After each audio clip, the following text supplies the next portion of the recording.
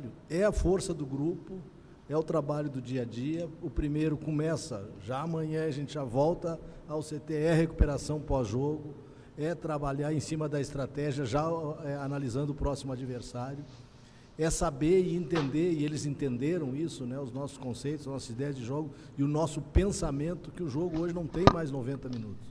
O jogo tem 100 minutos. E é uma média de gols sendo feito nos finais dos tempos muito alta. Então a gente tem que trabalhar até o final.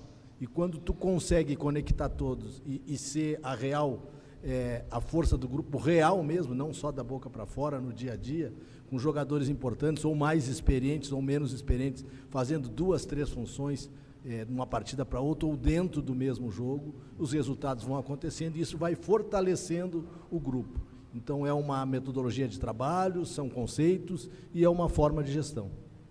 Eu demorei um pouquinho para falar. Eu tomei 3º cartão amarelo, presidente, e eu errei.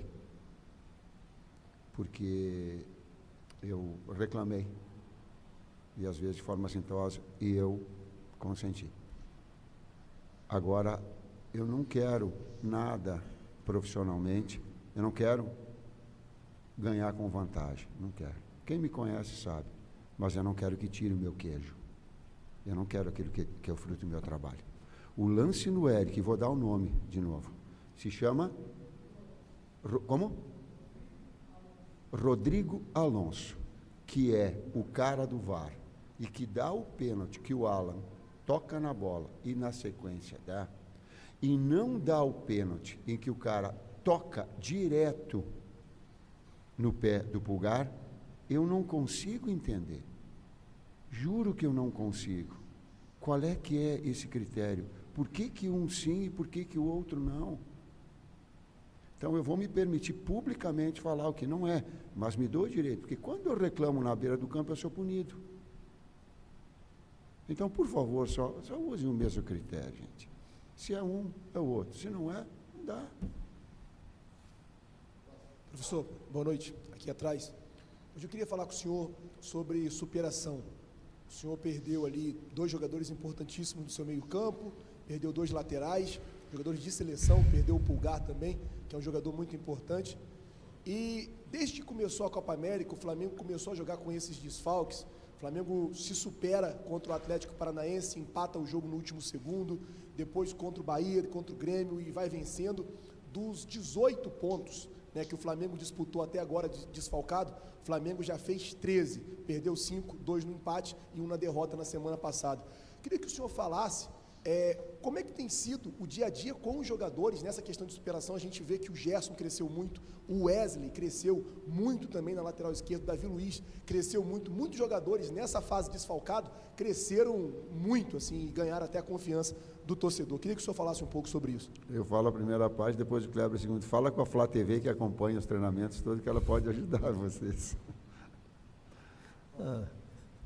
Só eu vou responder porque é o trabalho, não tem outra palavra, gente, é o trabalho do dia a dia, é o detalhe individual de cada atleta, é o detalhe de cada setor, né? O setor que vem mudado muitas vezes, setor de defesa, setor de meio campo, setor de ataque, é o trabalho coletivo da equipe, mesmo com pouco tempo que às vezes a gente tem, né? 1 ou 2 treinos, a gente usa muito o vídeo, a gente usa muito o contato direto com os atletas para que eles entendam esses processos. E a gente tem conseguido, né? E por isso que eu digo, vender isso a eles e eles comprarem essa ideia. E as vitórias vão acontecendo e isso fica mais fácil de tu trabalhar nesse sentido. Estava engatilhado hoje, se não ganha ou se perde, porque poupou o Pedro. Estava escancarado. Ninguém poupou o Pedro, gente. O Pedro sentiu a perna ontem à tarde.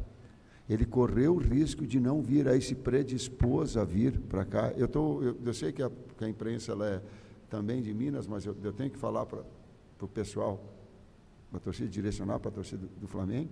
Ninguém poupou ele, eu não sou maluco, eu não sou...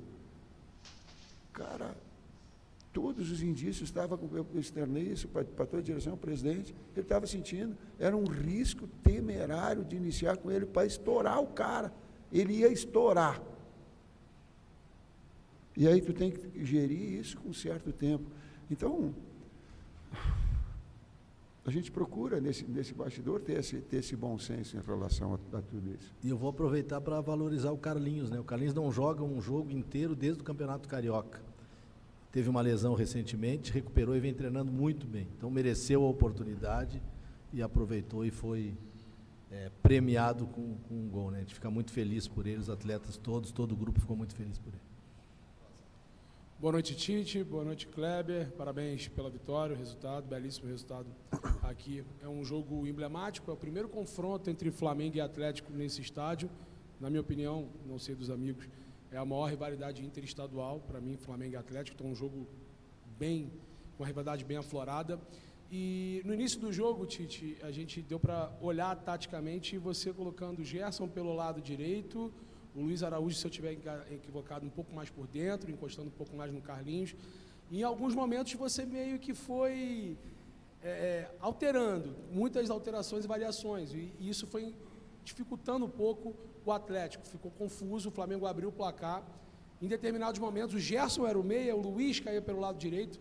Essa variação tática é um dos fatores com que fez o Flamengo hoje ser letal taticamente em relação ao Atlético, que pouco criou, quando realmente teve algumas oportunidades, o Rossi foi muito bem, mas principalmente essa variação, Gerson e Luiz Araújo, que deu para perceber nitidamente, né, que trocavam de posições e confundiam um pouco que tinha o Scarpa atuando como lateral. Eu queria que você falasse um pouco sobre isso, porque as principais jogadas do Flamengo foram naquele setor. Está perfeita a tua observação, era uma flutuação para gerar um desequilíbrio de marcação da equipe adversária. O Gerson tem essa capacidade, o Luiz por dentro ele tem ataca espaço. No último jogo ele treinou, ele fez um grande jogo. Então ela tinha sim essa variação, por vezes na flutuação. E aí a pergunta é tática, a resposta é tática, vindo de fora para dentro do Gerson para gerar superioridade no meio-campo. Com ele, abre um espaço para numa retomada do adversário a jogar ali, aí vinha a compensação do Luiz. Então, houve sim. Tite, ainda em cima dessa questão do não poupar, você falou desse assunto e eu recordei, quando você estava entrando no ônibus hoje, saindo do hotel, com o torcedor, Tite, é para ser campeão, não poupa ninguém não, pelo amor de Deus. Então, para esse torcedor, que eu fico imaginando o que ele está pensando agora, e para a torcida do Flamengo, para você direcionar mais uma vez essa explicação para a torcida, eu queria que você falasse sobre essa situação. Assim, vocês têm todo o controle do pessoal da fisiologia, o campeonato tem 38 rodadas, a gente está terminando o primeiro terço apenas do Campeonato Brasileiro agora, o Flamengo está nessa pegada aí dos desfalques que já foram falados aqui. Queria que você explicasse didaticamente para esse torcedor, mais óbvio, que também é um sentimento real de muitos, né, que quer ver aqueles 11 ideais, mas que é um grupo, na verdade, e aliás um grupo forte que hoje conquistou uma das maiores goleadas sobre o adversário, o Atlético Mineiro, em campeonatos brasileiros. O atleta não é máquina, e eu tenho que saber disso. Eu estudei para isso, eu acompanho isso, e eu não sou louco, eu não sou maluco. Isso eu não tenho. Posso até ter alguns repentes de maluquice, mas não sou na essência. Alguns jogos vêm tendo uma distância de 66 horas, né? O que é muito difícil de recuperar. A gente tem trabalhado muito, o departamento clínico, departamento de fisiologia, departamento físico tem trabalhado muito para isso. A gente tem conseguido reduzir o volume de treinamentos para poder dar condições aos atletas, muitos jogando no sacrifício, fazendo um tempo a mais ainda, né? Às vezes pela necessidade do resultado. De novo, agora a gente tem um jogo sábado, né? O período é muito curto, o jogo ainda diminuiu 1 hora ainda, né? É muito curto para a recuperação, mas a gente tem que trabalhar, essa é a realidade, tem que trabalhar. Nós pedimos para o jogo ser domingo, né? Nós pedimos para o jogo ser segunda. Boa noite, Tite, boa noite, Kleber. Justamente sobre essa questão do jogo de sábado contra o Cuiabá, ele foi passado, né, das 9 para 8 horas. Eu queria entender se essa horinha de diferença para menos, o que muda na preparação do time? Muda muito. Isso que é reduzido, né? Nesse sentido, hoje até entra em equidade, porque o Cuiabá, se bem que o Cuiabá jogou um pouquinho mais cedo, é uma equidade, mas a gente passou em momentos que não tinha. O adversário tinha 72 horas para recuperar e a gente 66. Mas não adianta ficar falando, a gente tem que trabalhar, recuperar os atletas. usar de toda a qualidade do nosso departamento, que tem essa qualidade para isso, né? E jogar sábado, 8 horas da noite. E pedir para o torcedor nos auxilie, torcedor. O carinho, passe o carinho para os atletas. Eles merecem. Eles merecem. Eles merecem. O quanto está se dedicando atrás, o quanto eles estão aplicados com todas as situações, eles merecem. Eles merecem o carinho num jogo que vai ser extremamente difícil. E é um terceiro, normalmente um terceiro jogo com 6 dias. Não somos só nós, são todas as equipes. Naquilo que é um calendário que tem que ser melhorado. Boa noite, Tite. Boa noite, Kleber. Gabriel Alfa, canal Paparazzo Rubro Negro. Parabéns pela vitória. Tite, queria te fazer uma pergunta sobre uma notícia que saiu um pouco antes do jogo. Oi? Fácil. Uma notícia que saiu um pouco antes do jogo. Enfim, estava toda a concentração. Não sei se o senhor chegou a receber essa notícia já, né? Que é do interesse do Flamengo em repatriar o Lucas Paquetá. Queria saber como que você enxerga essa situação, você que tem ele na seleção brasileira em diversas oportunidades, se você se anima com essa possibilidade de voltar a ter o Lucas Paquetá jogando esse timaço aí que é o Flamengo. Lohan, Gerson, Matheus, Arrasca, é o nosso real aqui. O nosso jogo começou hoje às 10h30 da manhã. 10h30 a gente entrou para o jogo. O externo para nós não. Boa noite, Tite. Boa noite, Kleber. Parabéns pela vitória. Sidão Marinho da Litoral News. Queria fazer 2 rápidas perguntas. A primeira é sobre o lado mental. O Carlinhos, na saída do intervalo, ele citou que perdeu a mãe. Queria saber como vocês conversaram com o jogador para ele voltar marcando gol. E se o Pedro teve participação nisso. A gente sabe da índole do Pedro fora do campo, está na mesma posição, se o Pedro teve participação. E uma segunda em cima do que vocês falaram agora há pouco. Palmeiras teve um jogo alterado de sábado para segunda.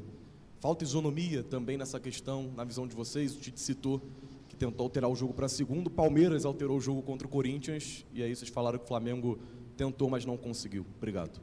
Eu só repeti aquilo que o presidente colocou. Certo, presidente Luiz? Eles estão presentes. A informação. Quando ela é informação, não é opinião, é informação. Quanto ao Carlinhos, o clube acarinhou ele, né? A direção, a comissão técnica, o grupo de apoio, os atletas acarinharam, trouxeram ele para o trabalho, deram tempo para ele recuperar, ele vinha de uma lesão também, uma perda de uma mãe, uma perda grande, né? E o clube trazendo ele para cima, levantando o astral, ele treinando, e os últimos treinamentos dele foram muito bons e mereceu a oportunidade e mereceu esse prêmio, como eu falei antes. Problemas particulares, superou, lesão, superou.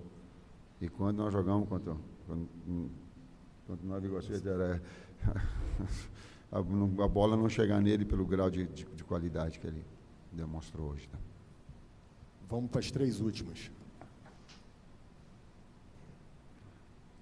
Tite, o Atlético do Milito, né, faz uma saída de 3, faz muito jogo posicional. Foi estudado isso durante a semana? Acredito que sim, óbvio. E até por isso você preencheu mais o meio campo, porque foi alinhado, né? O Alan e o Léo Ortiz. Você que geralmente jogava com um primeiro volante, e aí eu tinha o Dela Cruz, eu tinha o Gerson, trabalhando ali um pouco mais como um segundo volante. Hoje bastante alinhado, e até esse jogo muito forçado e combinado pela direita, né? Nosso amigo até falou aqui sobre o Gerson e também o Luiz Araújo, mas importante ressaltar também o Wesley, que por vezes ele fez o corredor pelo lado direito.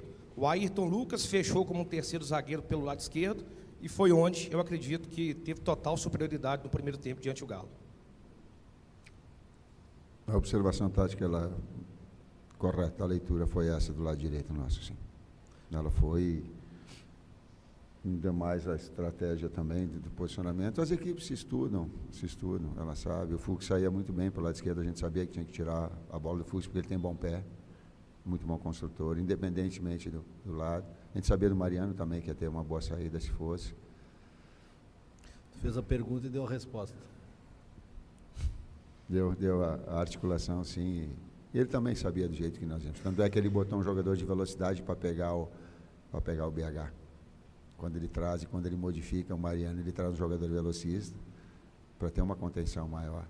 E faz o Scarpa sair. Então, são detalhes que tu trabalha no dia a dia com as equipes, com a própria equipe, e as características tu consegue mexer de um jeito ou de outro. As 3 viraram 2, então última pergunta. Boa noite, Tite. Boa noite, Kleber. Dina Almeida, do canal Afonso Alberto, BH Esportes. Esquecer todo esse sistema de jogo que teve aqui hoje, toda a vitória, parabéns pela vitória. E a minha pergunta é direcionada a você, Tite. Você, em várias coletivas que eu acompanho você, sou uma fã aqui de Minas, você fala que você tem uma dívida com o Atlético. Eu queria que você falasse, existe ainda essa dívida com o Atlético?